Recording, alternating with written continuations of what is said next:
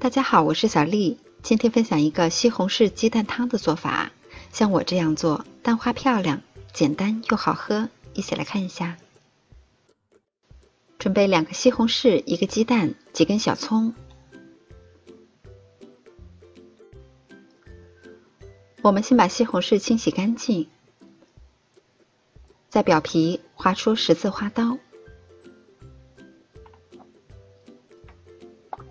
然后放入一个大碗中，然后从中间淋入开水，浸泡1到2分钟，再去皮。去了皮的西红柿看起来又细又嫩，我们先从中间对半切开，去掉中间的硬梗，切成厚片，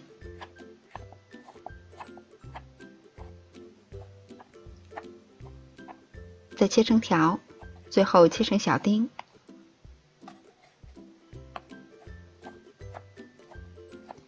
都切好了以后放到一旁备用。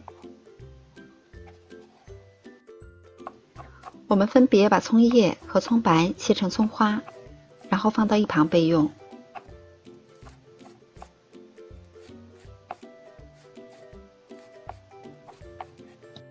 我们再把鸡蛋打入碗中，搅匀备用。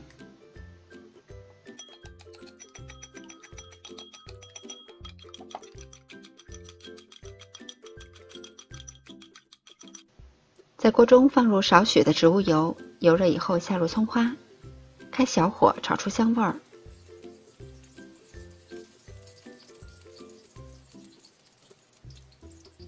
葱花炒香以后，再下入西红柿丁，保持中火炒匀。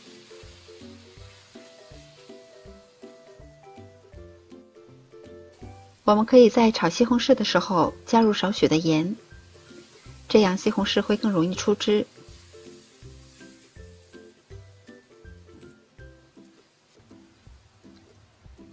炒至这样，西红柿变软，已经出汤了，再加入适量的清水。接下来调一下味儿，在锅中加入适量的盐，一点花椒粉，少许的鸡粉，用铲子推匀，然后加盖儿。大火烧开以后，保持中火烧2到3分钟，这样汤汁的味道会更加的浓郁。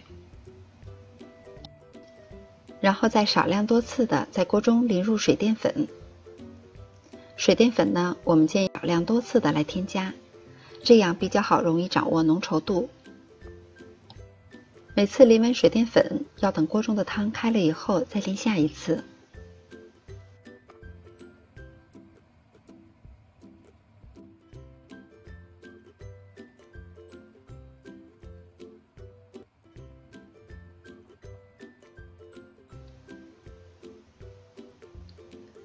感觉汤已经调得差不多了，这个时候我们再把蛋液淋入锅中。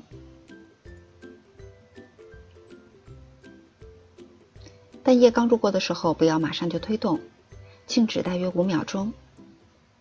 等鸡蛋液定型了，我们再用勺子沿着锅底轻轻地推动，推散。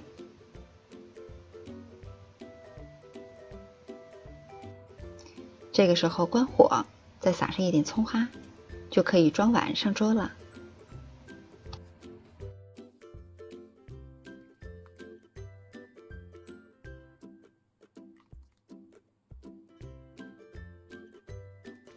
西红柿鸡蛋汤是我们最常吃的一道菜，它既简单营养，又非常的好喝。